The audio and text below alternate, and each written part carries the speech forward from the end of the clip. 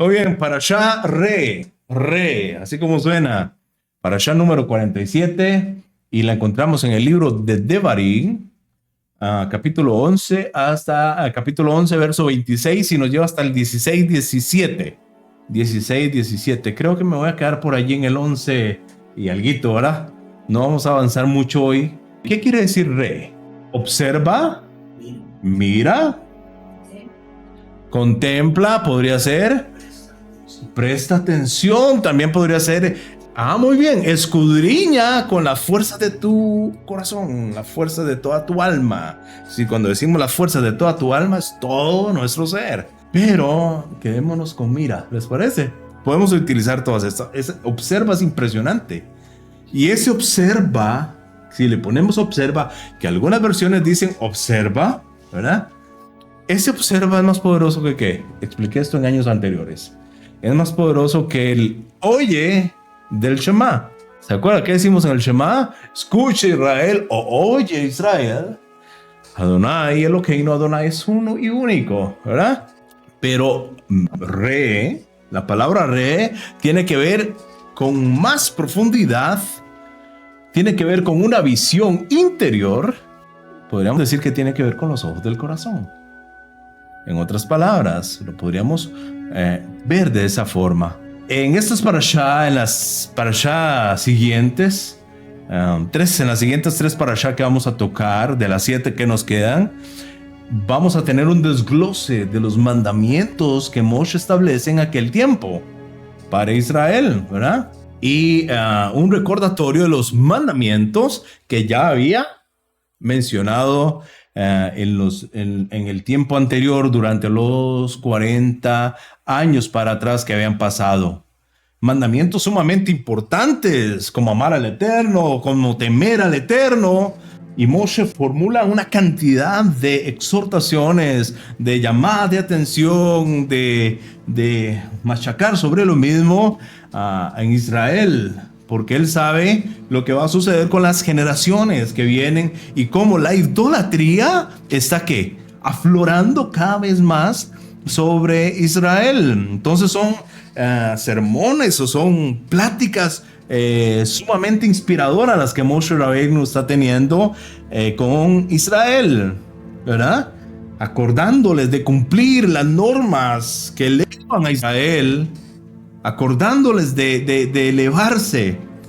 Y para esto Moshe utiliza ahora en esta parashá 2 cosas muy importantes que se llama la número 1 es Berajá y la otra es Kelalá, así como suena, Berajá y Kelalá. Uno es bendición y otra es maldición. Ahora trae eso Moshe a la escena para ampliar lo que va a suceder. Y dice de la siguiente manera en el capítulo 11, verso 26: mira, yo pongo ante vosotros el día de hoy, como dijimos, Berajá y Kelalá, bendición y maldición. La bendición, si escucháis los mandamientos que Adonai vuestro Elohim os ordenó a vosotros el día de hoy. Eso es importante. El día de hoy, dice Moshe, están viniendo nuevas ordenanzas para ustedes. 28. La maldición, si no escucharéis los mandamientos que Adonai vuestro Loa y os desviáis del camino que yo os ordeno a vosotros el día de hoy para encaminaros en pos de dioses paganos que no habéis conocido. El 29 dice: y será cuando te traiga Adonai a tu tierra, a la que tú vas a venir allí para poseerla, proclamarás la bendición sobre el monte Gerizim y la maldición sobre el monte Baal. Ciertamente, dice el 30, ellos están situados allende al Jardín, más allá por el camino del poniente, en la tierra del Kenaní, el que está sentado en el Arabá frente a Gilgal, cerca del encinar de More. Pues vosotros, dice el 31, vais a pasar el Jardín para venir a poseer la tierra, que vuestro Eloa concede a vosotros. La poseeréis y os asentaréis en ella, y cuidaréis para hacer cumplir todos los fueros y las leyes que yo expongo ante vosotros el día de hoy.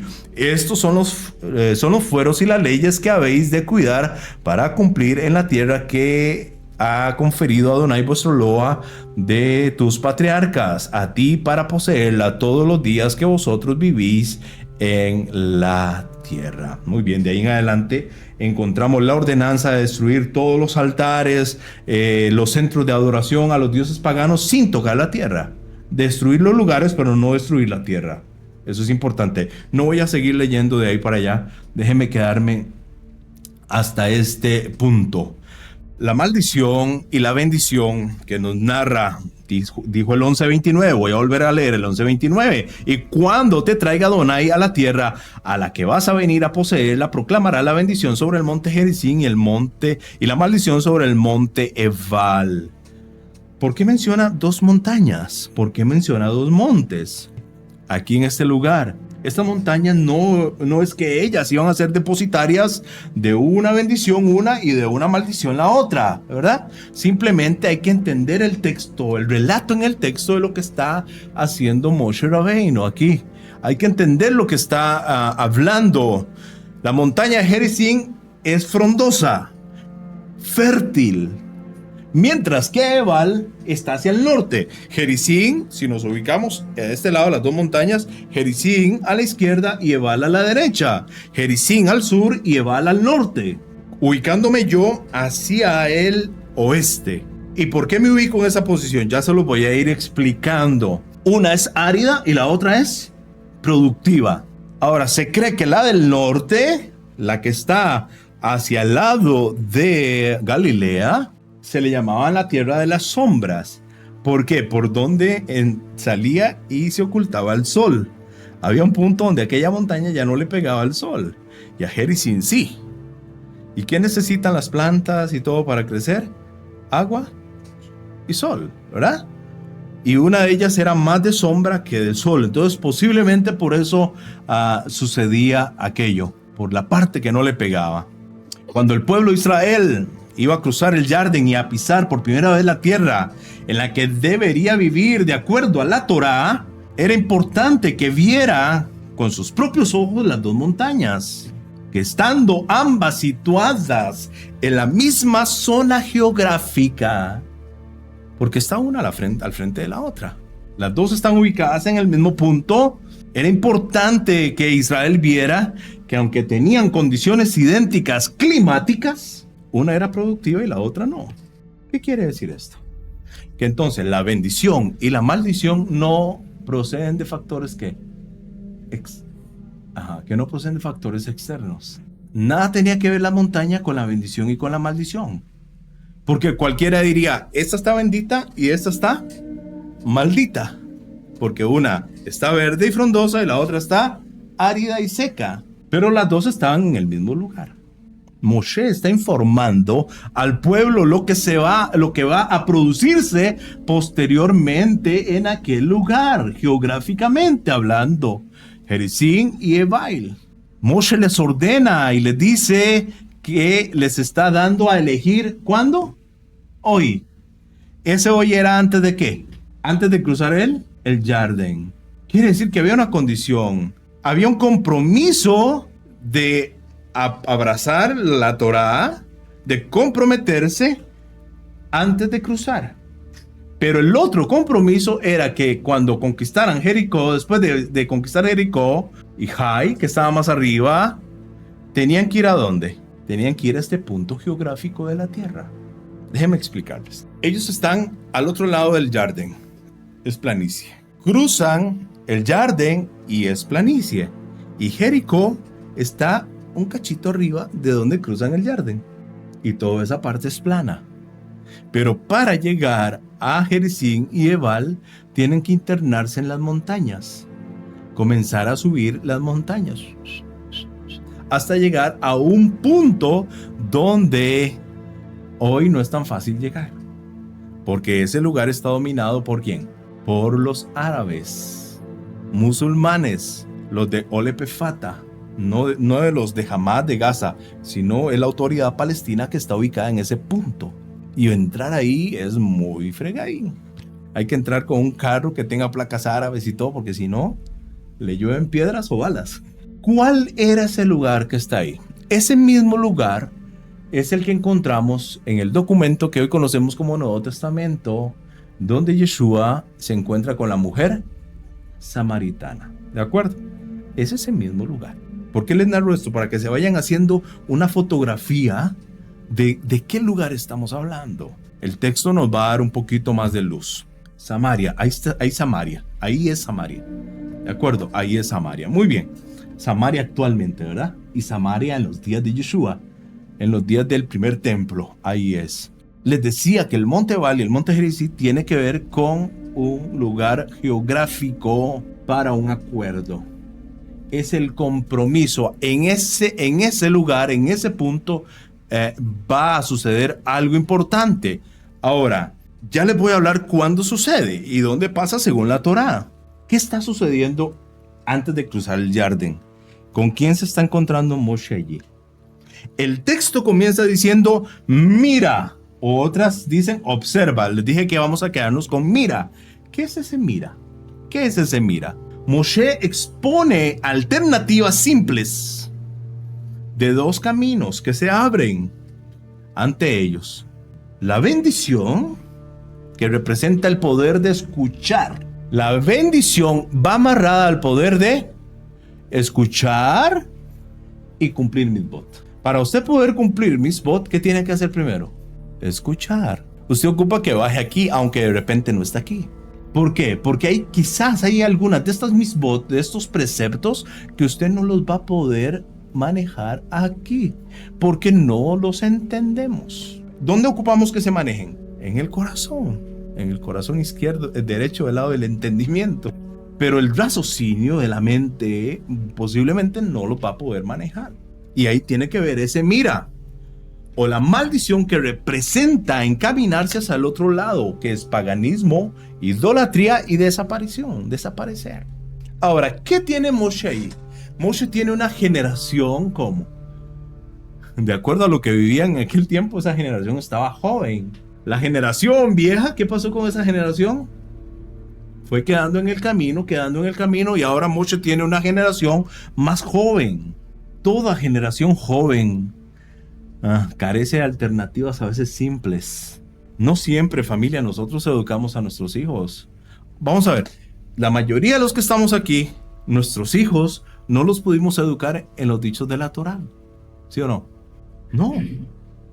La generación de los que están hoy en la transmisión, excepto que Fita, la hermana Janet, todos ellos están educando a sus hijos en los dichos de la Torá.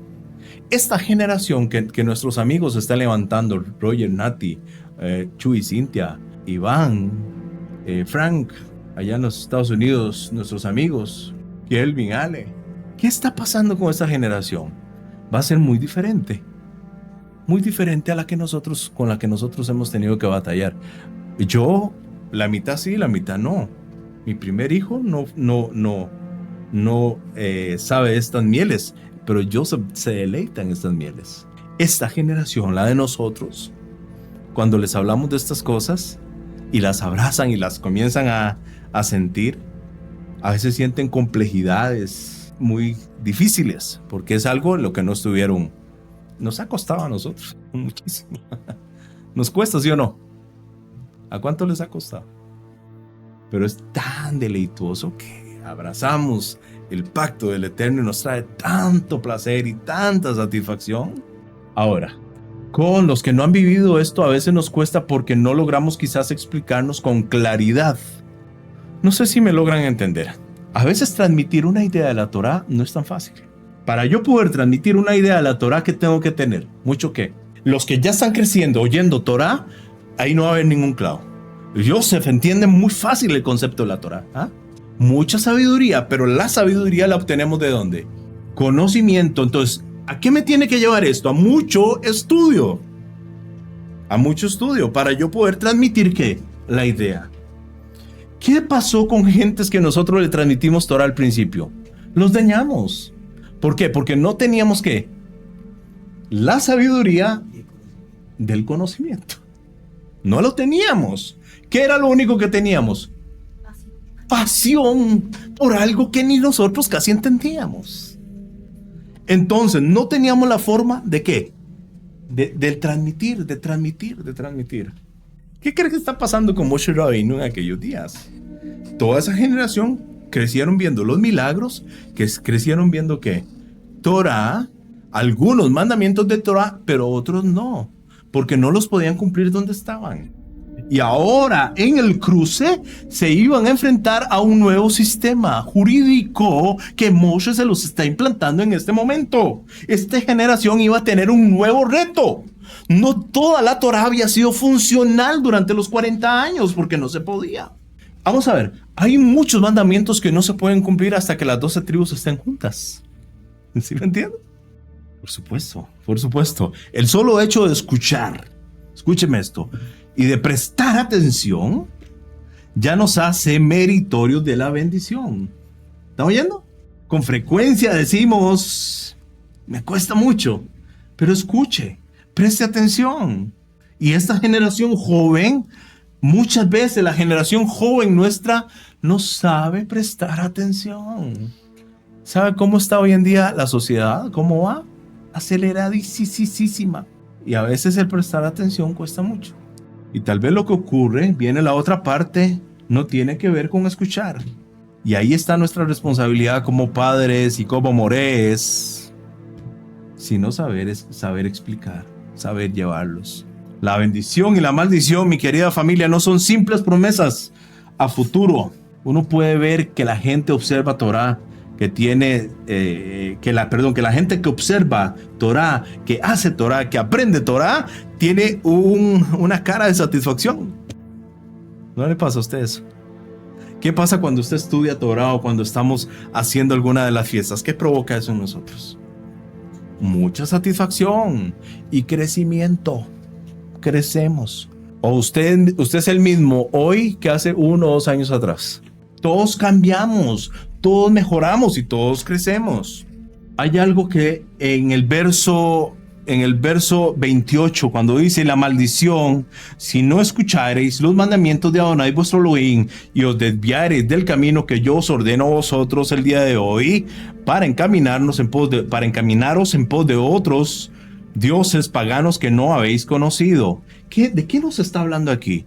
Y hay una palabrilla que nosotros conocíamos muy bien del campamento donde habitamos antes, y es esta palabrilla, libre albedrío. ¿Se acuerdan de eso? ¿Qué era libre albedrío? Libertad de escoger. Es decir, en otras palabras, libre de hacer lo que me dé la gana. Así de fácil, ¿sí o no? Libre de hacer lo que yo quiera. Ahora, cuando la información viene a mí y yo no la recibo y no la escucho, ¿qué pasa conmigo? Aquí hay algo fregado. El libre albedrío, mi querida familia, es la columna vertebral de todo el pensamiento de la Torah.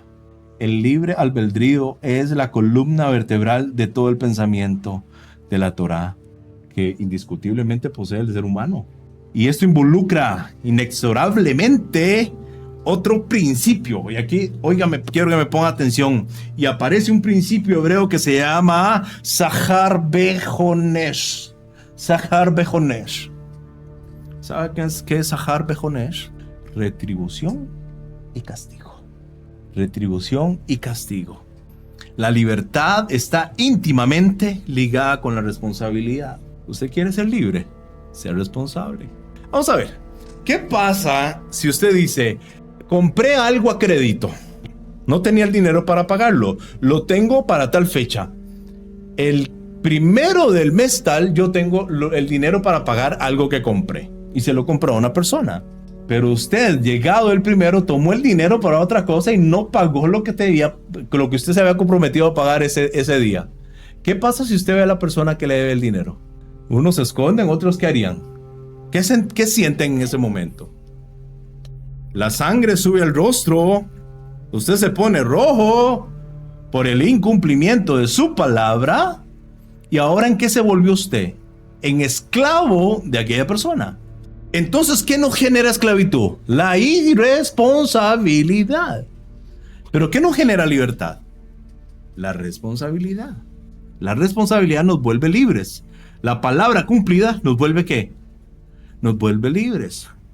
Responsabilidad por nuestros actos.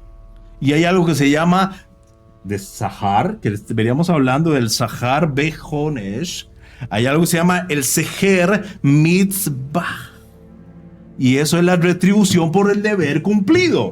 Quiere decir que cuando yo cumplo algo que yo prometí o que establecieron para mí y yo entré en el acuerdo, ¿qué pasa conmigo? Sehar Mitzvah. La retribución del deber cumplido está operando en mí. ¿Y qué siento yo cuando cumplí? Satisfacción. Si yo hago un acuerdo de un trabajo y lo cumplo, me voy con mi parte. ¿Y cómo me voy?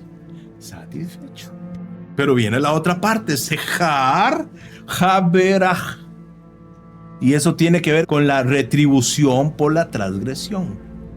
La transgresión que también tiene retribución. Si usted no cumplió, ahora perderá otro día, se le subirá la sangre a la cara, obtendrá vergüenza. Y eso es lo que está sucediendo en aquel momento. Moshe establece que tienen que ir a hacer un acuerdo. ¿Y quién ejecuta ese acuerdo? Ya Moshe no está. Cuando cruzan, ¿quién ejecuta? Yehoshua. Y si estudiamos en el capítulo 8 de Yehoshua, en el verso 30 dice, oiga lo que dice, leo para ustedes, fue entonces que construyó Yehoshua un altar al Eterno Eloa Israel en el monte Ebal. ¿Y Ebal cuál era? ¿El monte que según la narrativa? ¿El monte de la? Entonces Yehoshua construyó un altar en el lugar de la maldición. Sigue narrando ahí en el libro de Yehoshua capítulo 8 verso 33 dice, y todo Israel, sus ancianos, sus oficiales, sus jueces estaban de pie a ambos lados del arca frente a los Coanín, los Levín que portaban el arca de la alianza del Eterno, tanto el converso como los miembros del pueblo. La mitad de las tribus frente al monte Gerizim y la otra mitad frente al monte Ebal, tal como ordenó Moshe, siervo de Elohim, al principio. ¿Me están oyendo? Si nos echamos para atrás y vamos a Devarim, capítulo 27, verso 11, Moshe hace un desglose del orden que se tiene que seguir en Jerebal, en el monte Ebal y en el monte Gerizim. Y el orden era el siguiente. Ordenó Moshe al pueblo ese día diciendo, esos estarán de pie para bendecir al pueblo en el monte Gerizim cuando hayan cruzado el Jardín, Shimeón, Yehudá, Isahar, Yosef y Benjamín. Y estos otros de pie para la maldición en el monte. Y en el otro lado tienen que estar al norte Rubén, Gad, Asher, Zabulón, Dan y Neftalí. Entonces estos 6 son malditos. ¿Y los otros benditos? No.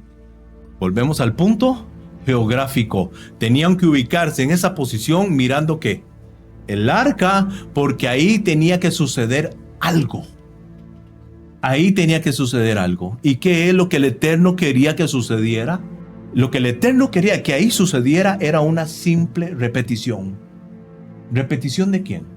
Vamos a ir al 11:30, por favor. 11:30 de Devarim, en la parashá.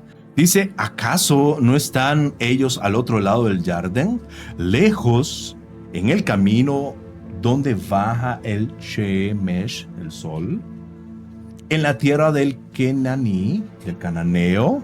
Cananeo quiere decir el mercader celoso, eso quiere decir cananeo, un mercader que su plata la cuida muchísimo. En la tierra del Kenaní, que habita en la llanura del Arabá. Ahí hay una coma, lejos de Gilgal y cerca de las llanuras de More. Ahí está la clave. ¿La entendieron o no la entendieron? Lo desglosamos un poquito. ¿Dónde se encontró Moshe con aquellos 3 varones que vinieron a visitarlo en el tercer día de la circuncisión? ¿Cómo se llama el lugar? ¿Encinar de qué? Encinar de More. Vamos a ver, ¿qué más eventos sucedieron ahí en el encinar o la encina? Aquí está el asunto, mi querida familia. En la escritura, en Génesis, capítulo 12, capítulo 12. Alguien que me lo busque, por favor. Génesis capítulo 12, 12:6 de Bereshit. Dice lo siguiente: y se internó Abraham en la tierra hasta el emplazamiento de Shechem. Me está dando un punto geográfico. Hasta la encina de More. Y a la sazón de los Kenaní estaban en la tierra. Y, dice el 7, se reveló Adonai a Abraham y dijo: a tu descendencia daré esta tierra. Y erigió allí un altar para Adonai, para el Eterno que se le apareció. Ahí levantó Abraham su primer altar. Dice después el 8, se desplazó de allí hacia las montañas al oeste de Betel. ¿Qué me está dando? ¿Otro punto qué? Geográfico. Y tendió allí su tienda. Y Jai estaba al este. Y erigió un altar para Adonai, segundo altar. Y proclamó el nombre de Adonai. Dice el 9. Y partió Abraham marchando y desplazándose hacia el Negev al sur. Vamos a ver qué está sucediendo aquí. Lo que nosotros conocíamos como el encinar de Mamre, ¿se acuerdan? No es el mismo lugar que el encinar de More. No es, porque el encinar de Mamre está en Hebrón, al sur. Él parte al Negev y allá es donde se establece el resto de su vida. Aquí no se establece gran tiempo. Pasa rápidamente por allí. No son el mismo lugar. Por mucho tiempo confundimos los lugares. Aquí el lugar que me está dando en el texto, en el 11:30, lo vamos a volver a leer. Es decir, me está diciendo los mismos puntos que me dice Bereshit, capítulo 12, verso 6. Son los mismos puntos. Pero no es el lugar donde él se encuentra con los varones en el tercer día de su circuncisión. Están aproximadamente a unos 80, 100 kilómetros de distancia uno del otro. Y aquí está la clave. Vamos a volver a leer el texto, por favor. El 11:30 dice: ¿acaso no están ellos al otro lado del Jardín? Dice Moshe, lejos. Voy a desglosar un poquito el 11:30. En el camino donde baja el Shemesh, el sol. ¿Qué es el camino donde baja el sol? Muy bien, ubiquémonos, mírenme aquí. Aquí vamos a cruzar el Jardín frente a Jericó. Cuando estudiamos las parashas anteriores, estaban frente a Jericó, al otro lado del río. ¿Cuál es la primera ciudad que ataca Israel? Jericó. Cruzan en este punto.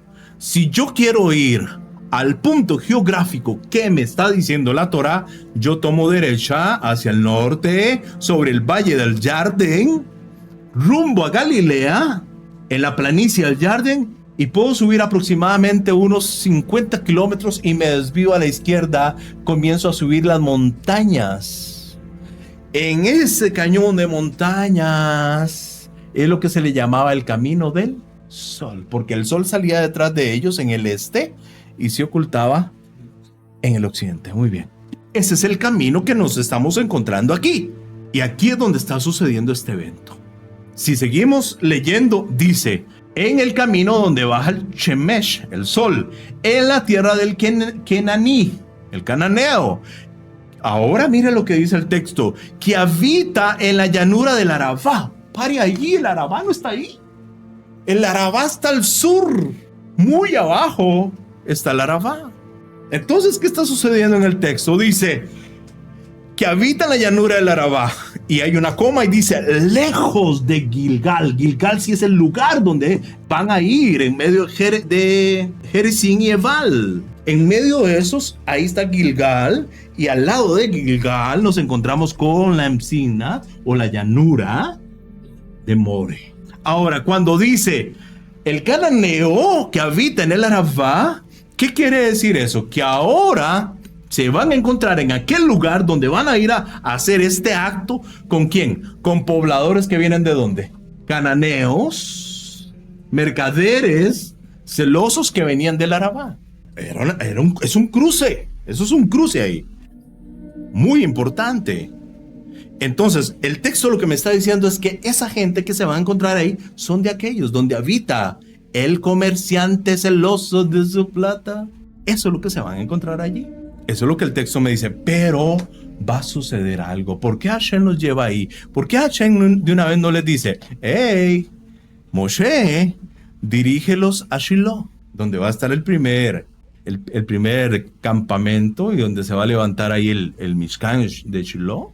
O es más, Moshe, dile a Yehoshua que agarre camino directo después de Jericó a Ras Yahai y vaya directo a Jerusalén. Y que se establezcan ahí de una vez y ahí vamos a hacer todo. No los lleva ahí.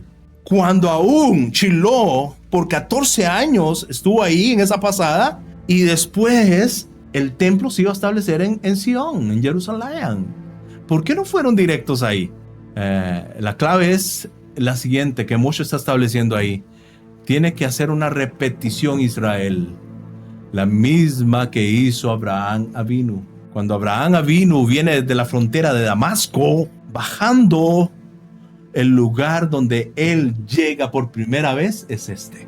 Aquí es donde llega y es lo que nos está narrando el 12:6 de Bereshit. ¿Lo volvemos a leer? Muy bien, 12:6 de Bereshit. Se internó Abraham en la tierra. ¿Qué hizo? Se internó Abraham en la tierra. Cruzó, se internó en aquellas montañas y llegó ¿a dónde? Llegó hasta el emplazamiento de Shechem, al mismo lugar, hasta la encina de More, no de Mamre, de More. Y a la sazón de los Kenení estaban en la tierra. ¿Qué hizo después? En el verso 8, se desplazó después de que hizo el altar allí y que hizo el juramento con el Eterno. Ahí fue donde el Eterno le dijo, te daré esta tierra. Te daré esta tierra. Entonces, ¿qué fue lo que hubo ahí en ese lugar? Un acuerdo. Allí se completó en el terreno el acuerdo o la promesa del Eterno Abraham. En ese lugar que hizo, se concretó. Estás pisando, Abraham, el lugar que es suyo. Este es mi acuerdo contigo.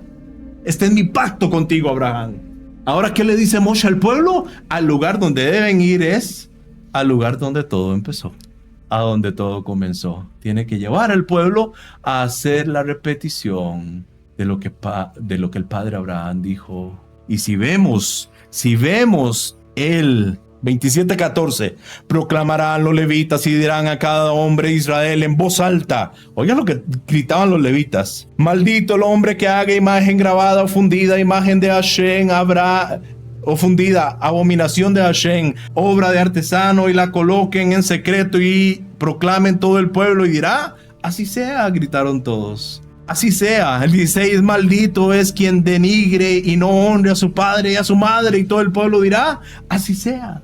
Maldito es quien corre el lindero de su prójimo, y todo el pueblo grita, así sea. Maldito es quien provoca que hierre un ciego en el camino, y todo el pueblo gritaba, así sea.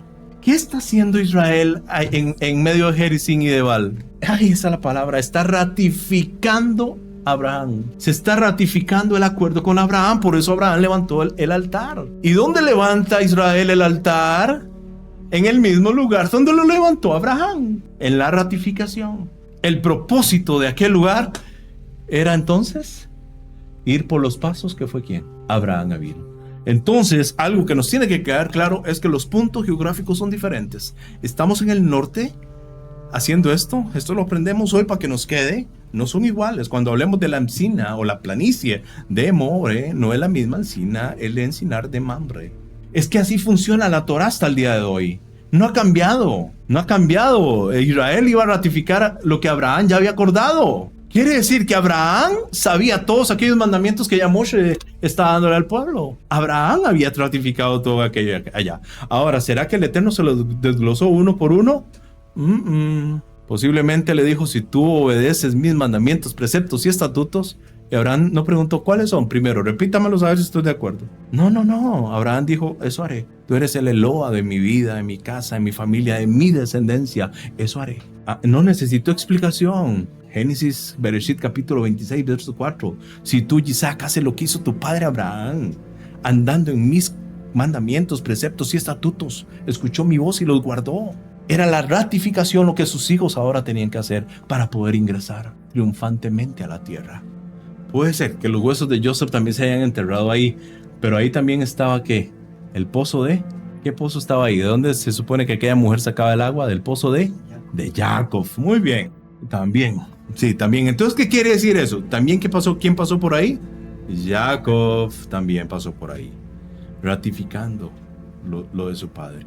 De ahí dice que toma hacia el sur y se instala en Betel, al oeste de Betel, un poquito al sur, 50 kilómetros más o menos, de ahí para allá. No es Hebrón, allá donde estaba Mamre. Escúcheme, la diferencia entre ser espiritual cristianamente y hebreamente. ¿Puedo hablar un momentito de eso? Una separación de las naciones. Moshe le recalcó a Israel que no era como las demás naciones de la tierra. Las bendiciones que hasta ahora se les habían prometido eran tan poco comunes que incluso se les podía calificar de milagrosas, al igual que las tribulaciones que sufrirían si fracasaban en sus obligaciones. ¿Y cuáles eran las obligaciones? Las demandas del Espíritu. ¿Cuáles son las obligaciones? Las demandas del Espíritu. Y cuando usted cumple las obligaciones que el Espíritu ha demandado, ¿cómo se vuelve? Es espiritual. La única forma de ser espirituales es cuando cumplimos las obligaciones que Hashem estableció. El Espíritu. ¿El Espíritu quién es? El Eterno. El Espíritu es el Eterno, no es una palomita. El Espíritu es el Eterno. Tú eres Espíritu. El Espíritu no tiene barba blanca, larga. El Espíritu no tiene ojos verdes, celestes o morados. El Espíritu no tiene un lugar más allá del sol donde Él mora, ni es el rubio de Galilea. ¿Qué sucede? La mayoría de personas de donde nosotros todos venimos se conforman con la mediocridad, sin invertir esfuerzos algunos para alcanzar la grandeza. Y lo único que nos importaba era no volvernos malos. ¿De acuerdo? Yo no quiero ser malo, pero no sabía que era ser bueno. Moshe estaba instando a Israel a pensar diferente. Los hebreos deben esmerarse en alcanzar grandes alturas espirituales. ¿Y qué es grandes alturas espirituales? Las demandas del Espíritu. Y es importante, familia, tener en cuenta que cualquier alternativa que no sea la Torá no es sino una maldición. Si no es la Torá, es una maldición. Dice en el 27, que escuchen, o oyereis, dicen algunas otras versiones.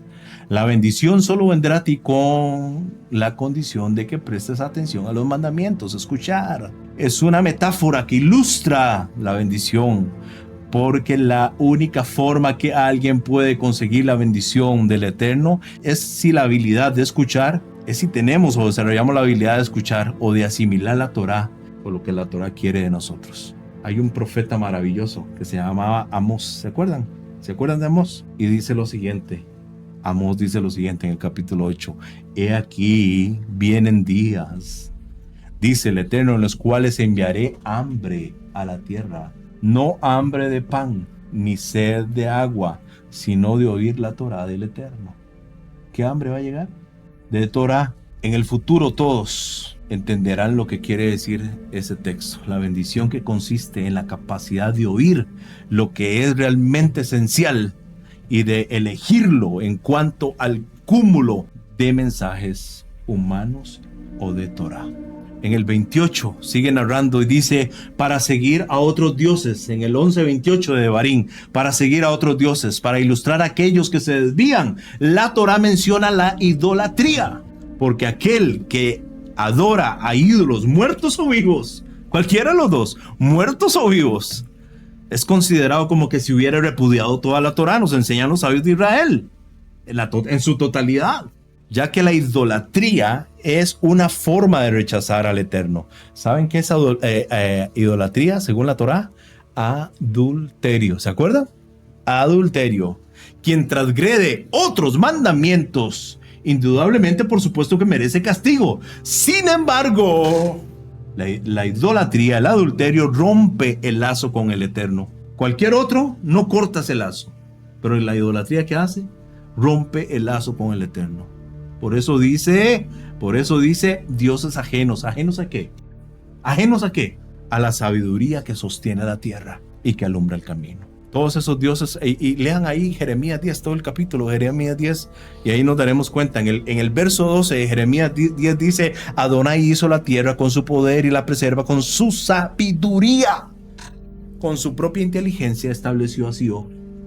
Jeremías capítulo 10, verso 12. Ahí lo leen todo el capítulo para que vea lo que sucede. Déjeme terminar con esto. En esta misma parashá, en el capítulo 12 de Devarim, en el 8-9, no haréis como todo lo que nosotros hacemos aquí ahora, le dice Moshe. Hacemos aquí ahora, cada uno lo que bien le parece. Ahí hacían lo que bien le parecía. ¿En qué se refería? A los sacrificios, que cada quien podía ofrecer un sacrificio mientras no estuviera el Mishkan erigido. Podían hacer un sacrificio en diferentes lugares. Porque aún hasta ahora no habéis entrado al reposo, dice Moshe, y a la heredad que os da el Eterno vuestro Elohim. Menciona dos palabras.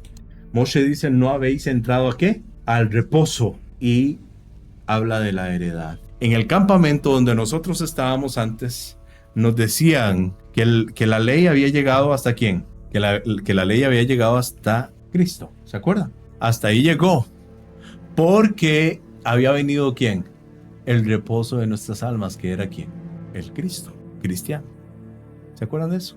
Moshe dice en el 11:31: cuando pasen el Jardín y entren a la tierra, es decir, cuando estén durante un periodo de 14 años donde no está Shiloh todavía funcionando, se permitían altares particulares.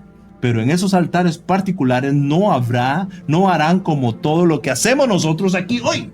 Es decir, tienen prohibido ofrecer todo tipo de ofrendas en el altar particular. Más bien, las únicas ofrendas que pueden llevar allí son las que cada hombre, según lo correcto a sus ojos, es decir, ofrendas optativas, descritas que anteriormente en el texto podían llevar. Pero cuando era con la nación, tenía que ser cuando estuvieran en donde, en Jerusalén o en Shiloh, levantado ¿qué? El Mishkan o el templo. Esas eran las ofrendas que tenían que ver con la nación. Dice Devarim capítulo 12:13, volvemos al 12:13, dice: cuídate, no sea que ofrezcas tus ofrendas de elevación en cualquier lugar que veas, dice el 14, sino que únicamente en el lugar que elija el Eterno, entre tus tribus. Allí llevarás tus ofrendas de elevación y harás todo lo que yo te ordeno. ¿Qué relación entonces hay entre guardar los mandamientos y el reposo? La estancia en el desierto era temporal y transitoria.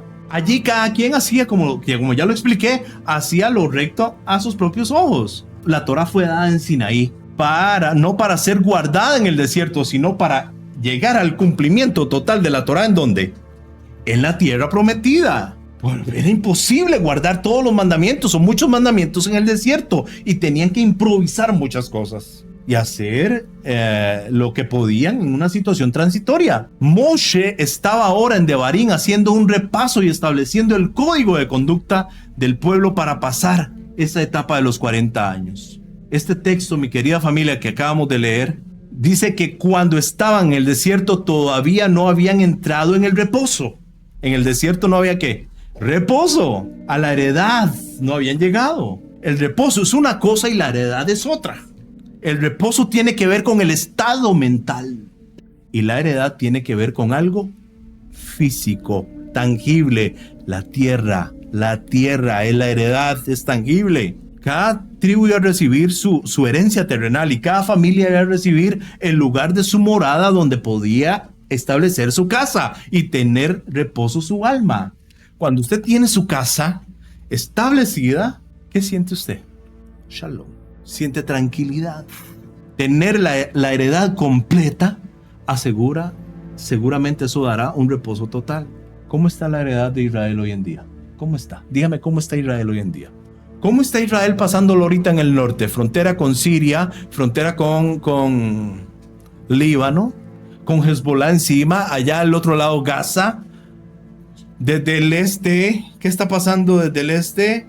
En una tensión constante con Irán. Y usted no sabe qué puede pasar con los egipcios en el sur. ¿Cómo está la tierra ahorita? Está una bomba de tiempo. No hay shalom. ¿Qué ocupamos para que la tierra comience a tener shalom? Que la familia se complete. Ocupamos que la heredad se complete.